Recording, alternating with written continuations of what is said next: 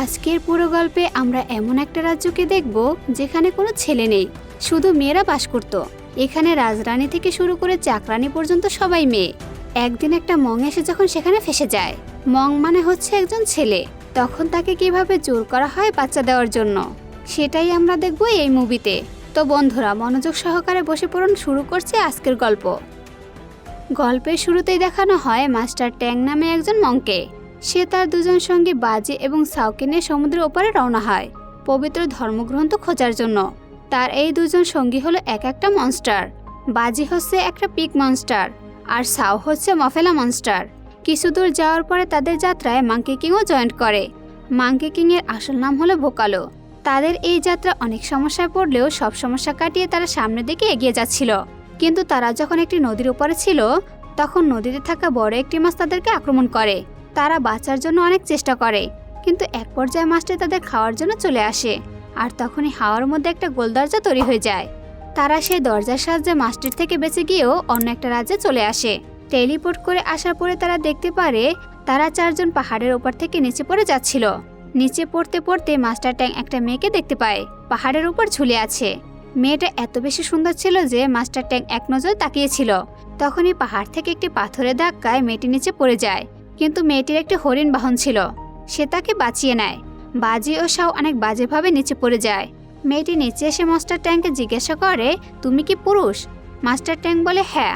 মেয়েটি এটা শুনে সেখান থেকে মুচকি হাসি দিয়ে চলে যায়। এরপর মেয়েটি চলে আসে একটি রাজ্যে, যে রাজ্যটা ছিল শুধু মেয়েদের। এখানে রানী, মন্ত্রী, উজির, নাজির সবাই ছিল মেয়ে, কোনো ছেলে নেই। যখন মেয়েটি রাজ্যে প্রবেশ করে তখন আমরা বুঝতে পারি এই মেয়েটা হচ্ছে সেই রাজ্যের রানী। রানী সবাইকে একসঙ্গে করে বলে, আজ আমি জঙ্গলের মধ্যে চারজন পুরুষকে দেখতে পেয়েছি। কিন্তু রানীর কথা কেউ বিশ্বাস করে না, তাই এই রাজ্যের কেউ কখনো কোনো পুরুষকে দেখতে পায়নি। রানী তাদের বারবার বোঝানোর চেষ্টা করে। রানী বলে, আমি নিজেই তাদেরকে দেখেছি এবং কথা বলেছি, কিন্তু দাসীরা তার কোনো কথাই বিশ্বাস করে না। তারা ভাবে রানী হয়তো একটু অসুস্থ, তাই এসব বলছে। এরপর রানী পুরুষ সম্পর্কে জানার জন্য লাইব্রেরিতে চলে আসে, আর তাদের পূর্বপুরুষের লেখা বইগুলো পড়ে জানতে পারে পুরুষ হলো একটা বিষাক্ত প্রাণী। তবে রানী সেই বইয়ের কিছু ছেঁড়া পাতা দেখতে পায়, আর তখনই সেখানে মহারানী চলে আসে। আর মহারানী যখন এই চারজন পুরুষের কথা জানতে পারে, তখন তিনি রেগে গিয়ে সবাইকে আদেশ করে সেই পুরুষদেরকে খুঁজে বন্দি করার জন্য। এরপর আমরা দেখতে পাই মাস্টার ট্যাং মাঙ্কিকে ও সাও মিলে সেখান থেকে বের হওয়ার রাস্তা খুঁজছিল। আর অন্যদিকে বাজি একটা মেয়ে গ্রুপের সামনে পড়ে যায়। এতগুলো মেয়েকে একসঙ্গে দেখে সে একটু আবেগী হয়ে পড়ে, আর নিজের দেহকে পরিবর্তন করে সে একটা পুরুষের দেহে চলে আসে। এরপর যখন সে তাদের সামনে যায়, তখন মেয়েগুলো খুশি হওয়ার বদলে ইচ্ছে মতো মারতে শুরু করে। উপায় না দেখে সে আবারও তার আগের দেহে চলে আসে। আর এদিকে কিছু মেয়ে মাস্টার ট্যাং মাঙ্কিকে এবং সাওকে ঘিরে ফেলে।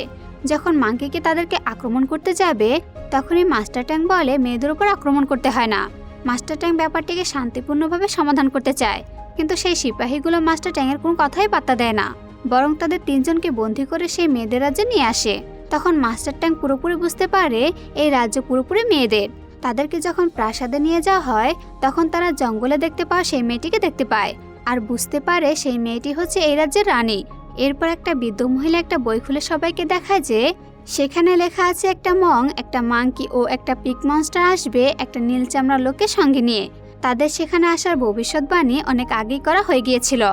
এরপর সেই বৃদ্ধ বলে, যদি আমরা এই বইয়ের কথা মেনে নেই, তাহলে তারা চারজন এই রাজ্য ধ্বংস করার জন্য এসেছে।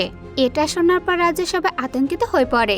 মহারানী তাদেরকে ফাঁসির অর্ডার দিয়ে দেয়, কিন্তু রানী বলে ফাঁসি দেওয়ার আগে তাদেরকে একদিন জেলের মধ্যে বন্দি করে রাখা হোক, তাদেরকে জিজ্ঞাসাবাদ করার জন্য। মহারানী রানীর এই কথাতে সম্মতি দেয় এবং তাদেরকে জেলের মধ্যে ভরে দেয়। এরপর আমরা জানতে পারি মাঙ্কি কিং এর কাছে যা পাওয়ার আছে তা দিয়ে এখানে সমস্ত মেয়েদের সাথে যুদ্ধ করে পালিয়ে যাওয়া সম্ভব। তখন মাস্টার ট্যাং কোনো উপায় না দেখে মাঙ্কি কিংকে বলে, তুমি তোমার সমস্ত শক্তি খাটিয়ে এই জেল থেকে আমাদেরকে উদ্ধার করো। তখন মাঙ্কি কিং বড় গেট খুলে দিলে রানী ও তার দাসীরা সব দরজার পিছনে চাপা পড়ে, আর তারা উড়ে পালানোর চেষ্টা করে, কিন্তু শূন্য থাকা একটা অদৃশ্য দেয়াল তাদেরকে বাধা দেয়, আর তারা সেখান থেকে নিচে পড়ে যায়। আসলে এই রাজ্যটা অদৃশ্য দেয়াল দিয়ে এমনভাবে তৈরি করা হয়েছে যেটা মাঙ্কি কিংও ভেদ করতে পারবে না। উপায় না পেয়ে মাঙ্কি কিং মাস্টারকে বলে, একমাত্র রানী আমাদেরকে সাহায্য করতে পারে, আমাদের উচিত রানীর সঙ্গে কথা বলা এবং সাহায্য চাওয়া। তাই তারা আবার জেলে ফিরে যায়। রানীর জ্ঞান ফেরার পর তারা তাদের কাছে যায়। রানী মাস্টার ট্যাংকে জিজ্ঞাসাবাদ করে, আর দাসীরা তার বাকি সঙ্গীদেরকে জিজ্ঞাসাবাদ শুরু করে। রানীর জিজ্ঞাসাবাদের এক পর্যায়ে মাস্টার ট্যাংকে বলে, আমি তোমাকে পছন্দ করি। এটা শুনে মাস্টার ট্যাং বড় ধরনের একটা ধাক্কা খায় আর সেই রানীকে বলে, আমি কাউকে ভালোবাসতে পারি না, কারণ আমি একজন মং। মাস্টার ট্যাং তার যাত্রার সময় লেখা একটা ছোট বই রানীকে দিয়ে বলে, আমি আমাদের পবিত্র ধর্মগ্রন্থ খোঁজার জন্য সমুদ্রের ওপারে যাচ্ছিলাম। আর তখনই সেখানে মাংকি কিং চলে এসে রানীর কাছে জানতে চায় এখান থেকে বেরোনোর রাস্তা সম্পর্কে। রানী বলে, যদি তুমি আমার কাজটি করো তাহলে অবশ্যই আমি তোমাকে সাহায্য করব। আর তখনই মহারানী সেখানে চলে আসে আর রানীকে মনে করিয়ে দেয় যে তাদের 4 জনকে আগামীকাল মেরে ফেলা হবে। পরের দিন সকালবেলা তাদের মৃত্যুদণ্ড দেওয়ার জন্য নিয়ে আসা হয়। কিন্তু আমরা দেখতে পাই সিপাই যে রানী তাদের কাছে এসে বলে, আমি আসল তীরগুলোকে নকল তীরে বদলে দিয়েছি। তোমাদের উপর তীর চালানো হলে তোমরা মরার নাটক করবে। এরপর প্রথম তীর চালানো হয় শাওয়ের উপরে। শাও তখন অনেক ভালোভাবেই মরার নাটক করে। তবে মাস্টার ট্যাংয়ের উপর যখন তীর চালানো হয় তখন সে মরার নাটক করতে পারে না। এটা দেখার পর তার পাশে থাকা শাও মাস্টার টালের উপর একটা পাথর ছুঁড়ে মারে আর সঙ্গে সঙ্গে মাস্টার ট্যাং বেহুশ হয়ে যায়। এরপর মাংকি কিং এর উপর তীর চালানো হলে মাংকি কিংও অনেক ভালোভাবে মরার নাটক করে। কিন্তু যখন বাজিকে তীর ছোড়া হবে তখন মহারানী বলে তীর বদল করার জন্য, কারণ বাজি দেখতে অনেকটা অসুন্দর মানুষ ছিল আর এই রাজ্যে অসুন্দর হওয়া হচ্ছে কলঙ্কের ব্যাপার। এই জন্য বাজির উপর অনেকগুলো তীর ছোড়া হয়। যেহেতু বাজি একজন মনস্টার, তাই এত সহজে তাকে মেরে ফেলা সম্ভব নয়। এরপর মহারানী সবাইকে আদেশ করে এই 4টি বডিকে নিয়ে নদীর পাড়ে ফেলে আসতে। তাদেরকে যেখানে ফেলে দেওয়া হয় কিছুক্ষণ পর রানী সেখানে চলে যায়। এরপর রানী সে রাজ্যের সবচেয়ে পবিত্র জায়গায় তাদেরকে নিয়ে আসে। রানী তাদেরকে বলে, এই রাজ্য থেকে বের হওয়ার সঠিক কোনো রাস্তা আমি নিজেও জানি না, কারণ এই রাজ্য থেকে বহু শতাব্দী ধরে কেউ কখনো বাইরে যাওয়ার চেষ্টা করেনি। তবে রানীর এটা বিশ্বাস ছিল তাদের পুরাতন বইতে যে কয়টি পৃষ্ঠা ছেঁড়া ছিল সেখানে হয়তো এই রাজ্য থেকে বের হওয়ার পথ লেখা ছিল। এরপর মাংকি কিং বলে, তোমাদের এই নিরাপদ জায়গা হয়তো বা সেটি সংরক্ষণ করে রাখা থাকতে পারে। এরপর মাংকি কিং তার পাওয়ার ব্যবহার করে সেই হারিয়ে যাওয়া বইয়ের পৃষ্ঠা খোঁজা শুরু করে। অল্প কিছুক্ষণের মধ্যে মাংকি কিং সেই পৃষ্ঠাগুলো পেয়ে যায়।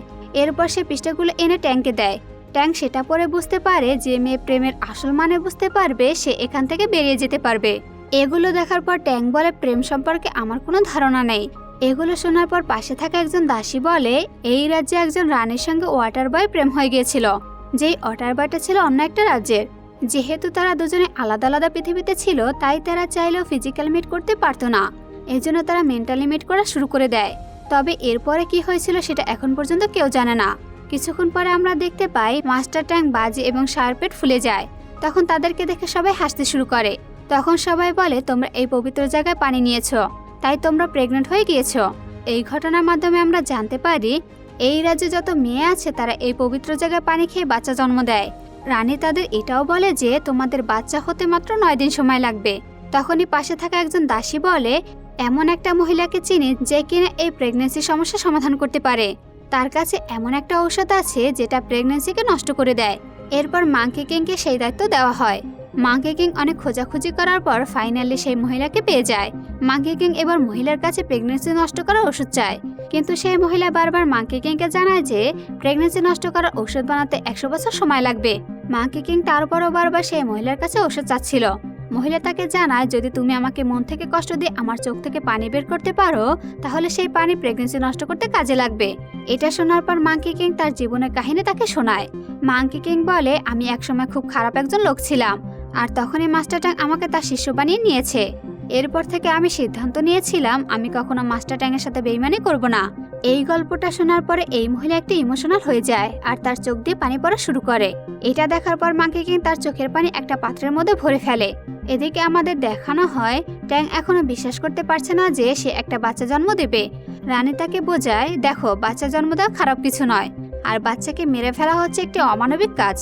এগুলো শোনার পর মাস্টার ট্যাং একটু ইমোশনাল হয়ে যায় আর সিদ্ধান্ত নিয়ে ফেলে সে বাচ্চা জন্ম দেবে। আর তখনই আমরা দেখতে পারি মাংকি কিং সেই ওষুধটা নিয়ে এখানে চলে আসে। যখনই মাংকি কিং ওষুধ সম্পর্কে সবাইকে বলে তখন সবাই বলে, আমরা এই ওষুধ খাবো না, আমরা বাচ্চা জন্ম দিব।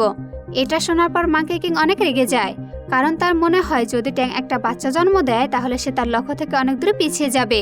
এরপর মাংকি কিং তার পাওয়ার ব্যবহার করে সেখানে থাকা সবাইকে ফ্রিজ করে দেয়। তারপর সেই প্রেগনেন্সি নষ্ট করা সেই ওষুধটি তাদেরকে খাইয়ে দেয়। কিন্তু মাস্টার ট্যাং তার বাচ্চাকে হারিয়ে অনেক বেশি কষ্ট পেয়েছে। এজন্য তার ধর্মের যে বাণীগুলো আছে সেগুলো মাটিতে লেখা শুরু করে। আসলে ছোটবেলা থেকে ট্যাং তার রাগ কমানোর জন্য এভাবে মাটিতে রেখে আসতো। আর আমরা দেখতে পারি রানী ও মাস্টার ট্যাং এর মতো লেখা শুরু করে আর তারা বাণীগুলো লিখতে লিখতে অনেক দূর পর্যন্ত চলে আসে। আর সেখানে তাদের দুজনকে একটা ছোট মেয়ে দেখে ফেলে। এই মেয়েটি আসলে মহারানীর পাঠানো একজন দূত, যাকে পাঠানো হয়েছিল রানীর উপর নজরদারি করার জন্য। এরপরে আমরা দেখতে পারি সেই ছোট মেয়েটি গিয়ে মহারানীকে সব কথা বলে দিয়েছে। এরপর মহারানী তার সৈন্যদের নিয়ে তাদেরকে ধরে ফেলে। এরপর যখন সৈন্যরা মাস্টার ট্যাঙ্ককে গ্রেফতার করবে, রানী তাকে রিকোয়েস্ট করে যেন মাস্টার ট্যাঙ্ককে গ্রেফতার করা না হয়। এরপর মাস্টার ট্যাঙ্ক রানীকে বলে, এগুলো বাদ দাও, আমাদের তাদের সঙ্গে যাওয়া উচিত। তারা মাস্টার ট্যাঙ্ককে গ্রেফতার করে মহলের দিকে নিয়ে আসে, কিন্তু আমরা দেখতে পারি মাস্টার ট্যাঙ্ককে মহলে না নিয়ে একটা সমুদ্র পাড়ে নিয়ে আসে। আসলে এই সমুদ্রের কোনো কিনারা নেই, যে এই সমুদ্রের মধ্যে গিয়েছে সে কখনো আর ফিরে আসতে পারেনি। রানী এই জন্যই তাকে এখানে নিয়ে এসেছে, যাতে করে তাকে সমুদ্রে ফেলে দেওয়া যায়। এরপর তারা মাস্টার ট্যাঙ্কে একটা নৌকার মধ্যে দিয়ে সমুদ্রের মধ্যে ফেলে দেয়। তবে রানী এখানে তার হরিণটিকে নিয়ে জাম্প করে নৌকার মধ্যে চলে আসে। মহারানী অনেকটা ভেঙে পড়ে এবং অনেক বেশি চিন্তায় পড়ে যায়, কারণ মহারানীর মনে হতো রানীকে ছাড়া এই পুরো রাজ্য ধ্বংস হয়ে যাবে। আর এই জন্য সে জলদি করে চলে আসে মাঙ্কি কিং এর কাছে আর তার কাছে সবকিছু বলে। মহারানী হাঁটু গেড়ে মাঙ্কি কিং এর সামনে বসে পড়ে। মাঙ্কি কিং এর কাছে রানীর জীবনটা ভিক্ষা চায়। সে বলে, যে কোনো মূল্যে তুমি রানীকে আমার কাছে ফিরিয়ে নিয়ে আসো। এগুলো শোনার পর মাঙ্কি কিং জলদি করে তাদেরকে খুঁজতে বেরিয়ে পড়ে। তবে আমরা দেখতে পারি মাঙ্কি কিং তার জাদুকরী চোখের সাহায্যে তাদেরকে খুঁজে পাচ্ছিল না। এদিকে আমরা দেখতে পাই তারা দুজন সমুদ্রের একদম মাঝখানে চলে এসেছে। অনেক সময় পার হয়ে যাওয়ার কারণে রানীর অনেক পিপাসা পেয়েছে। উপায় না পেয়ে রানী সিদ্ধান্ত নিয়ে ফেলে যে সে এই সমুদ্রের পানি খাবে, কিন্তু মাস্টার ট্যাঙ্ক তাকে আটকে দেয়।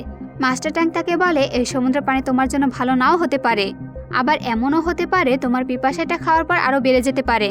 এদিকে রানীর পিপাসা পাওয়ার সঙ্গে সঙ্গে অনেক বেশি ক্ষুধা পেয়েছে। এটা দেখে মাস্টার ট্যাঙ্ক তার হাতটা রানীর মুখে দিকে বাড়িয়ে দেয়, যাতে করে তার হাত থেকে রানী মাংস খেতে পারে, কিন্তু রানী সেটা করে না। এভাবে রাত হয়ে যায় আর রাতের বেলা বিশাল সমুদ্রে একটা ঝড়ের সৃষ্টি হয়। তবে তারা এই তুফান থেকে কোনো রকমে বেঁচে যায়। তারপর সকালবেলা তারা দেখতে পারে সমুদ্রের একদম মাঝখানে একটা বিশাল বড় গেট ওপেন হয়ে গিয়েছে। আসলে এই গেটটা ওপেন হয়েছে তাদের সত্যিকারের ভালোবাসার জন্য, আর এই গেটটা অনেক দূর থেকে সমস্ত লোকজন দেখতে পারে। মাঙ্কি কিংও এই গেটটা দেখে ফেলে। তারপর মাঙ্কি কিং, সাও এবং বাজি এসে মাস্টার ট্যাঙ্ককে রিকোয়েস্ট করে যে এই গেট দিয়ে তারা যেন বেরিয়ে যেতে পারে এই ওমেন রাজ্য থেকে। যাওয়ার আগে আমরা দেখতে পারি মং রানীর দিকে ফিরে তাকে বলে তাদের সাথে যাওয়ার জন্য। এরপর রানী যখন প্রেমের টানে সে দরজা দিকে বেরিয়ে যাওয়ার ট্রাই করে, তখনই আমরা দেখতে পারি এখানে এক অদৃশ্য দেয়াল রয়েছে, সেটা রানীকে আটকে দেয়। আসলে এই রাজ্য থেকে বের হওয়ার অনুমতি রানীর নেই।